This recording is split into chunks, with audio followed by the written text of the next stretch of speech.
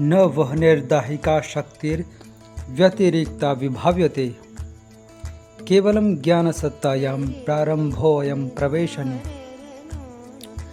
तो इसकी व्याख्या, भगवान भैरव का जो पर स्वरूप है वह उसी की पराशक्ति से संपन्न है। वह पर स्वरूप चैतन्य है जो ज्ञान स्वरूप अथवा बोध स्वरूप है। वह तत्व अति सूक्ष्म होने से किसी भी प्रकार से दृश्य नहीं है। वह स्वयं कोई क्रिया नहीं करता, किंतु क्रिया का माध्यम उसकी शक्ति है जो सभी प्रकार की क्रिया का कारण है। यह संपूर्ण दृश्य जगत उसी की शक्ति का विलास है। भैरव अर्थात शिव का अस्तित्व ही शक्ति के कारण है। बिना शक्ति के शिव भी शव रूप ही है। शिव को सीधा नहीं जाना जा सकता। शक्ति की सहायता से ही शिव की पहचान होती है। जिस प्रकार अग्नि की पहचान उसकी दाहिका शक्ति अर्थात जलाने की शक्ति से होती है।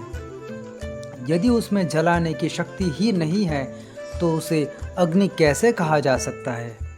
जिस प्रकार अग्नि से उसकी दाह शक्ति भिन्न नहीं है, जिस प्रकार सूर्य से उसका प्रकाश भिन्न नहीं है, जिस प्रकार चंद्रमा से उसकी चांदनी भिन्न नहीं है, जिस प्रकार चीनी से उसकी मिठास भिन्न नहीं है, उसी प्रकार शिव से उसकी शक्ति भिन्न नहीं है।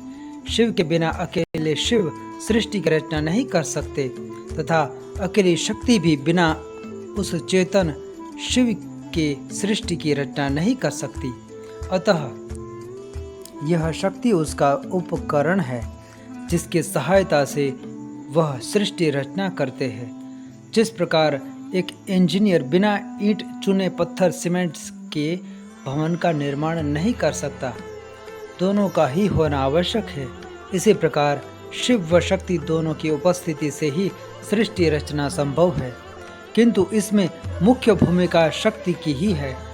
यह शक्ति ही शिव के वास्तविक स्वरूप को पहचानने का माध्यम है। उस पर भैरव का ज्ञान उसकी शक्ति के माध्यम से ही हो सकता है। अतः यह शक्ति ही उसमें प्रवेश करने का माध्यम है। जहाँ चेतना है वहाँ शक्ति विद्यमान रहती ही है, तथा जहाँ शक्ति है वहाँ चेतना है ही। दोनों अभिन्न है, जिससे दोनों की उपस्थिति ही सृष्टि रचना का कारण बनती है। अकेला तत्व शक्तिहीन है। शक्ति से ही शक्तिमान की पहचान होती है।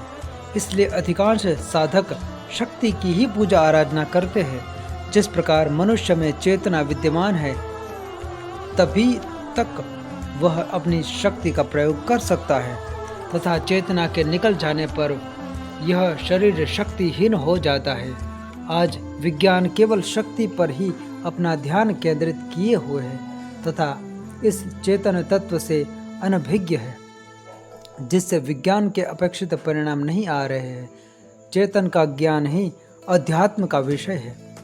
इसके बिना विज्ञान अधूरा है। अधूरा विज्ञान कभी जीवन का आधार नहीं बन सकता।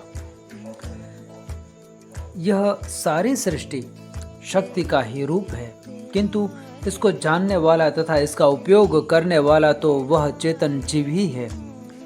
शक्ति व चेतना को अलग नहीं किया जा सकता। अतः शक्ति की उपासना से ही शिव की उपासना हो जाती है। दोनों की अलग अलग उपासना नहीं करनी पड़ती। वेदांत की माया शक्ति फिर भी उस चैतन्य से भिन्न मानी गई है जो उस चैतन्य का आवरण बन जाती है, जिससे वह चैतन्य प्रत्यक्ष नहीं होता, किंतु तंत्र इसे उस चैतन्य ईश्वर का तिरोधान कार्य मानता है, उससे भिन्न तत्व नहीं मानता। अतः दोनों की ही उपासना का एक ही फल होता है। वेदांत की माया भी ईश्वर के साथ रहने वाली है।